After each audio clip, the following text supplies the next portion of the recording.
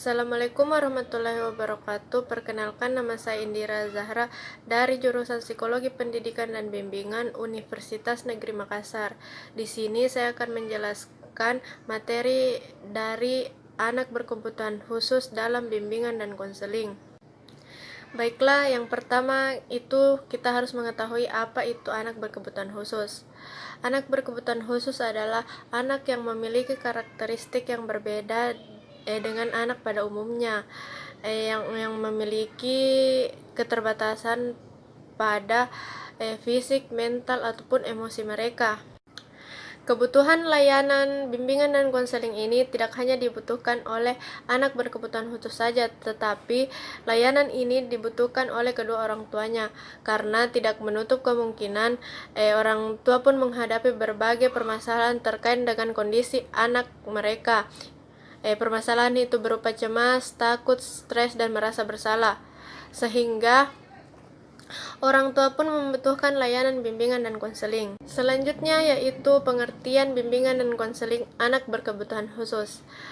Program bimbingan dan konseling bagi anak berkebutuhan khusus adalah suatu kegiatan pelayanan bantuan kepada anak berkebutuhan khusus di sekolah oleh guru bimbingan dan konseling atau konselor secara terencana, terorganisir, dan terkoordinasi yang dilaksanakan pada periode tertentu, teratur, dan berkesinambungan atau berkelanjutan. Pelaksanaan konseling terhadap anak berkebutuhan khusus pada umumnya terjadi dan dipelajari pada aktivitas di dunia pendidikan rata-rata di sekolah luar biasa atau SLB, sekolah untuk anak autis, sekolah inklusi dan pendidikan khusus anak berkebutuhan khusus lainnya membutuhkan pelayanan konselor. Selanjutnya yaitu tujuan dari bimbingan konseling anak berkebutuhan khusus. Tujuan khusus dari layanan bimbingan dan konseling adalah bertujuan untuk membantu siswa agar dapat mencapai tujuan-tujuan perkembangan yang meliputi aspek pribadi, sosial, belajar, dan karir.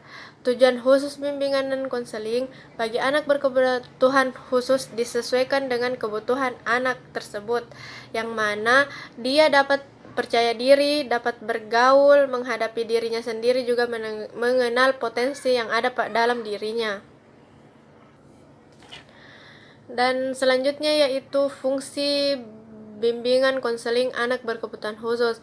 Ada dua fungsi, yang pertama yaitu fungsi pencegahan dan yang kedua fungsi pemahaman.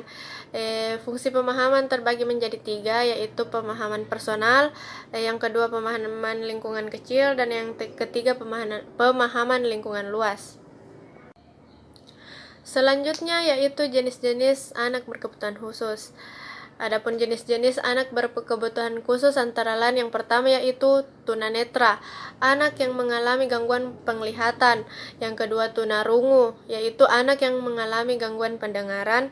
Dan yang ketiga tunalaras, anak yang mengalami gangguan emosi dan perilaku. Yang keempat yaitu tunagrahita. Anak yang mengalami gangguan tunagrahita adalah anak yang secara nyata mengalami hambatan dan keterbatasan mental jauh di bawah rata-rata atau IQ di bawah 70, sehingga mengalami kesulitan dalam tugas akademik, komunikasi, maupun sosialnya. Yang keempat yaitu tunadaksa, yaitu anak yang mengalami kelainan anggota tubuh atau gerakan. Dan yang keenam itu anak yang memiliki gangguan cerebral palsy, yaitu gangguan atau hambatan karena kerusakan otak sehingga mempengaruhi pengendalian fungsi motorik. Yang ketujuh yaitu gifted atau anak berbakat. Adalah anak yang memiliki potensi kecerdasan, intelijensi, dan kreativitas di atas anak-anak seusianya atau anak normal. Yang kedelapan yaitu Attention Deficit Disorder with Hyperactive atau ADHD. Anak yang memiliki gangguan ADHD ini terkadang lebih dikenal dengan istilah anak yang hiperaktif.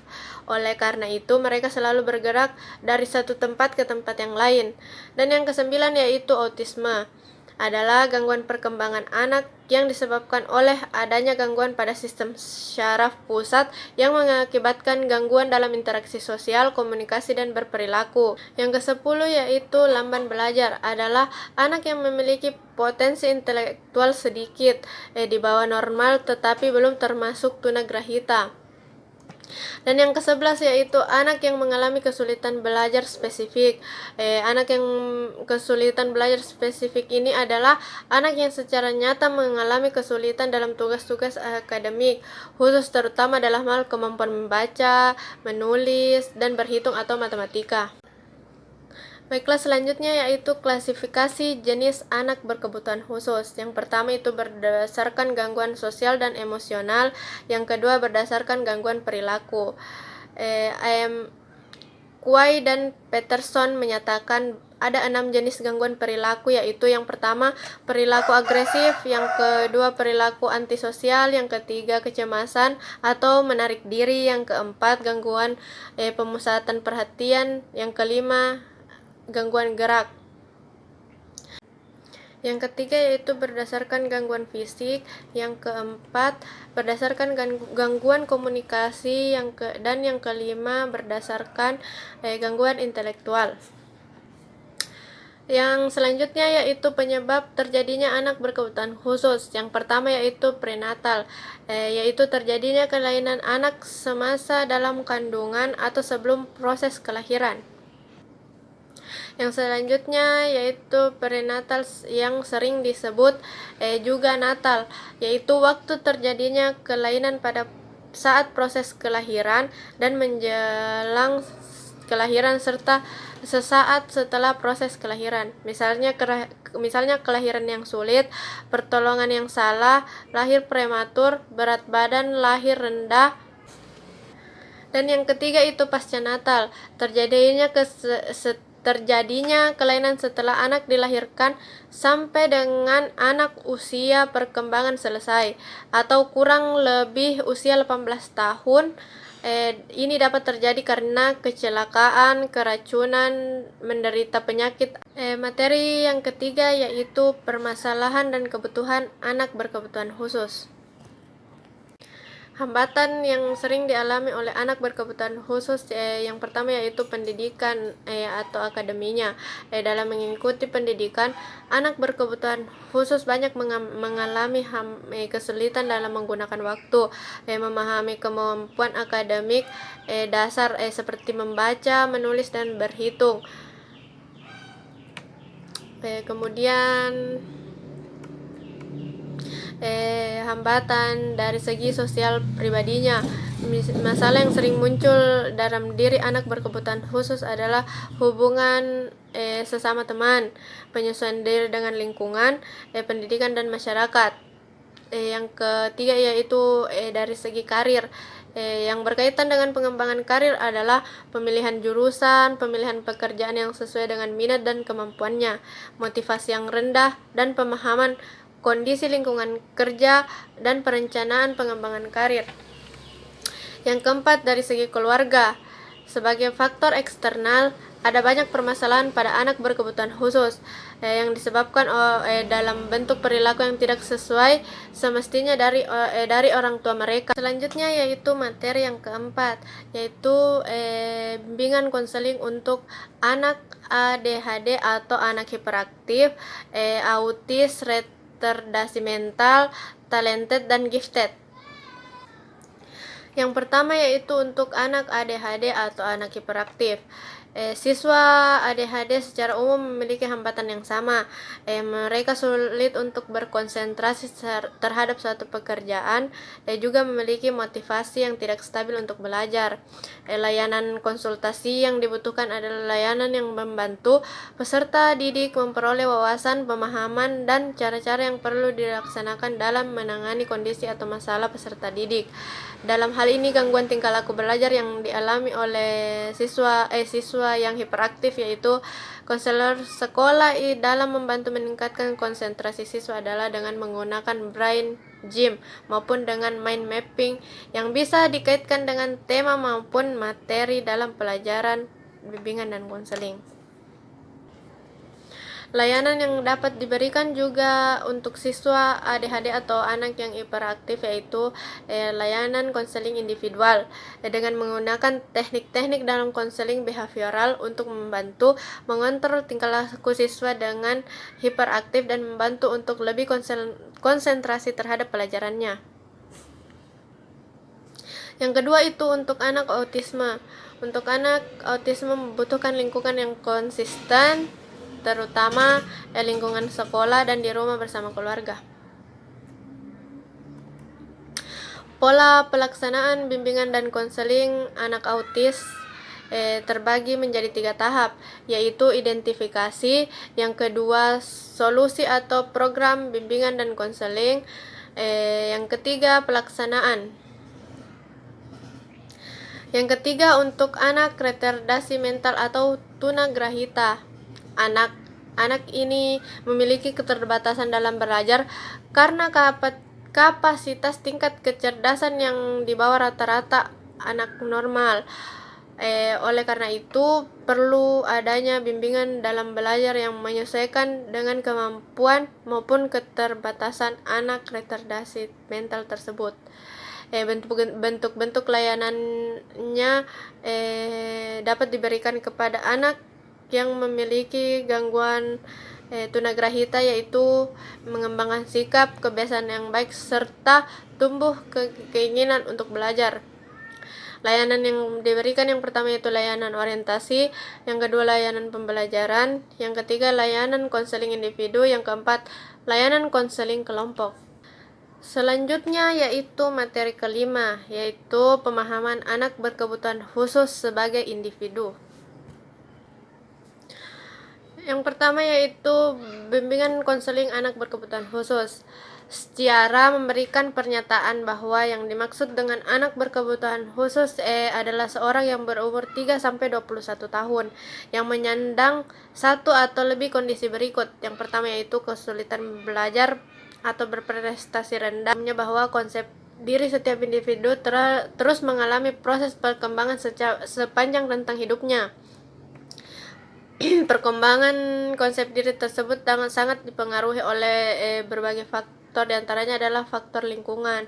Pada anak berkebutuhan khusus, kondisi yang berbeda baik secara fisik maupun psikis yang melekat pada diri mereka akan memicu munculnya respon negatif dari lingkungan, di mana anak berkebutuhan khusus itu melakukan aktualisasi diri. Dalam mendampingi anak berkebutuhan khusus, selain orang tua, peran pendidik pun sangat berkontribusi dalam membantu anak berkebutuhan khusus untuk mencapai kemandirian dalam pengembangan konsep diri mereka. Materi selanjutnya yaitu teknik asesmen anak berkebutuhan khusus. Yang pertama yaitu konsep dasar asesmen anak berkebutuhan khusus. Asesmen merupakan suatu kegiatan awal dari seluruh proses pembelajaran. Asesmen adalah suatu proses pengumpulan informasi tentang seorang anak yang akan digunakan untuk membuat pertimbangan dan keputusan yang berhubungan dengan anak tersebut. Tujuan dari asesmen anak berkebutuhan khusus yang pertama adalah untuk mengetahui kemampuan anak, yang kedua untuk mengetahui hambatan belajar anak, yang ketiga untuk mengetahui pencapaian perkembangan anak, yang keempat untuk mengetahui kebutuhan belajar anak. Dan materi yang terakhir adalah model dan teknik bimbingan konseling anak berkebutuhan khusus. Di antara model layanan anak berkebutuhan khusus, di antaranya yang pertama model segregasi, yang kedua model kelas khusus, yang ketiga model sekolah dasar luar biasa atau SDLB, yang keempat model guru kunjungan, yang kelima sekolah terpadu, yang keenam pendidikan inklusi, dan selanjutnya yaitu fungsi pendidikan anak berkebutuhan khusus. Yang pertama, fungsi preventif. Fungsi preventif adalah upaya pencegahan agar tidak muncul hambatan belajar dan hambatan perkembangan akibat dari kebutuhan khusus tertentu. Yang pertama, akibat faktor lingkungan, yang kedua akibat faktor faktor dari dalam diri anak itu sendiri. Yang ketiga, interaksi antara faktor lingkungan dan faktor dari dalam diri anak. Yang kedua, fungsi intervensi. Yang ketiga, fungsi kompensasi. Yang terakhir yaitu jenis-jenis model dan teknik BK anak berkebutuhan khusus. Selain menurut ketiga teori pendekatan tersebut, beberapa metode dan teknik lain yang sering digunakan dalam bimbingan dan konseling anak berkebutuhan khusus. Yang pertama yaitu terapi okupasi untuk anak gangguan intelektual. Yang kedua, terapi okupasi untuk anak gangguan fisik. Yang ketiga, terapi okupasi untuk anak autistik. Dan yang keempat, terapi okupasi untuk anak hiperaktif. Mungkin hanya ini materi yang dapat saya sampaikan. Mohon maaf atas kekurangannya. Wassalamualaikum warahmatullahi wabarakatuh.